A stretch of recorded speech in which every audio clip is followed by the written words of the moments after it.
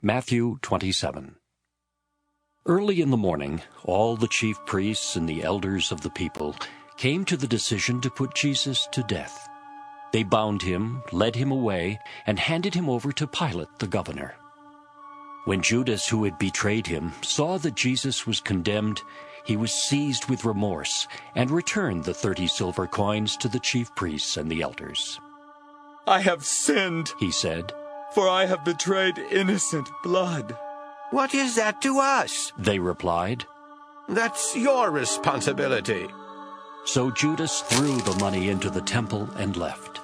Then he went away and hanged himself. The chief priests picked up the coins and said, "It is against the law to put this into the treasury, since it is blood money." So they decided to use the money to buy the potter's field as a burial place for foreigners. That is why it has been called the Field of Blood to this day.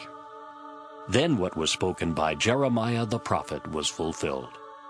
They took the 30 silver coins, the price set on him by the people of Israel, and they used them to buy the potter's field, as the Lord commanded me. Meanwhile, Jesus stood before the governor, and the governor asked him, "Are you the king of the Jews?" "Yes, it is as you say," Jesus replied. When he was accused by the chief priests and the elders, he gave no answer. Then Pilate asked him, "Don't you hear the testimony they are bringing against you?" But Jesus made no reply, not even to a single charge, to the great amazement of the governor. Now it was the governor's custom at the feast to release a prisoner chosen by the crowd. At that time they had a notorious prisoner called Barabbas. So when the crowd had gathered, Pilate asked them, "Which one do you want me to release to you? Barabbas or Jesus, who is called Christ?" For he knew it was out of envy that they had handed Jesus over to him. While Pilate was sitting on the judge's seat, his wife sent him this message.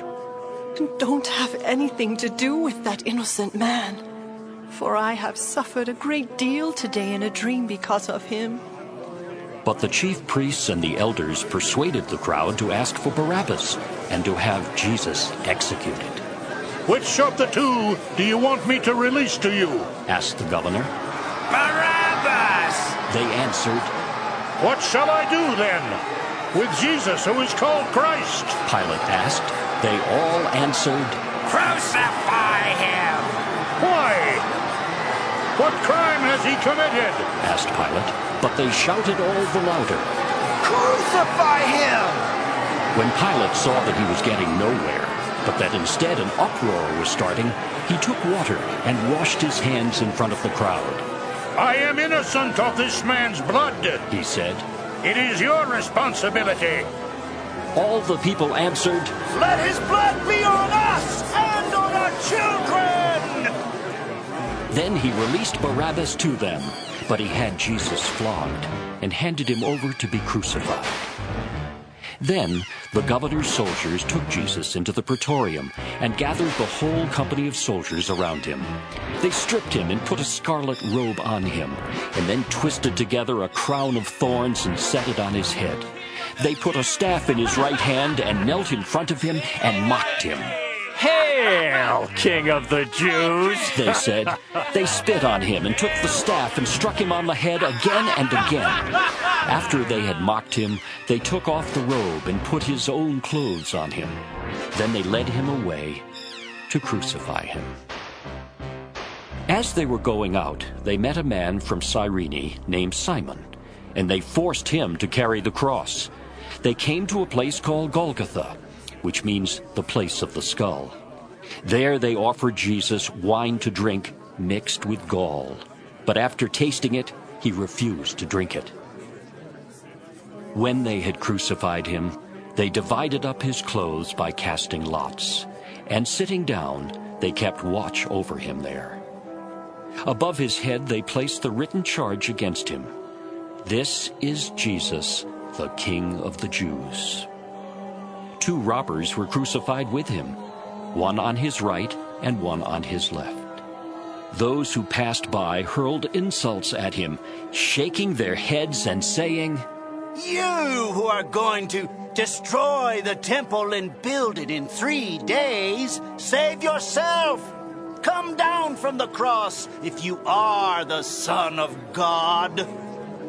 In the same way, the chief priests, the teachers of the law, and the elders mocked him. He saved others, They said, but he can't save himself. He's the King of Israel. Let him come down now from the cross, and we will believe in him. He trusts in God. Let God rescue him now if he wants him, for he said, I am the Son of God. In the same way, the robbers who were crucified with him also heaped insults on him. From the 6th hour until the 9th hour, darkness came over all the land. About the 9th hour, Jesus cried out in a loud voice, Eloi, Eloi, lama sabachthani, which means, my God, why have you forsaken me? When some of those standing there heard this, they said, He's calling Elijah. Immediately one of them ran and got a sponge. He filled it with wine vinegar, put it on a stick, and offered it to Jesus to drink. The rest said, Now leave him alone. Let's see if Elijah comes to save him. And when Jesus had cried out again in a loud voice, he gave up his spirit. At that moment, the curtain of the temple was torn in two from top to bottom. The earth shook and the rocks split. The tombs broke open, and the bodies of many holy people who had died were raised to life. They came out of the tombs, and after Jesus' resurrection, they went into the holy city and appeared to many people.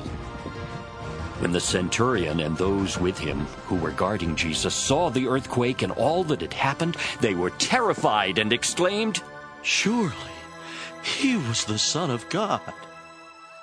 Many women were there, watching from a distance. They had followed Jesus from Galilee to care for his needs. Among them were Mary Magdalene, Mary the mother of James and Joses, and the mother of Zebedee's sons. As evening approached, there came a rich man from Arimathea named Joseph, who had himself become a disciple of Jesus. Going to Pilate, he asked for Jesus' body, and Pilate ordered that it be given to him. Joseph took the body, wrapped it in a clean linen cloth, and placed it in his own new tomb that he had cut out of the rock. He rolled a big stone in front of the entrance to the tomb and went away. Mary Magdalene and the other Mary were sitting there opposite the tomb. The next day, the one after Preparation Day, the chief priests and the Pharisees went to Pilate. Sir, They said, we remember that while he was still alive, that deceiver said, After 3 days I will rise again. So give the order for the tomb to be made secure until the 3rd day. Otherwise, his disciples may come and steal the body and tell the people that he has been raised from the dead. This last deception will be worse than the first. Take a guard. Pilate answered. Go make the tomb as secure as you know how. So they went and made the tomb secure by putting a seal on the stone and posting the guard.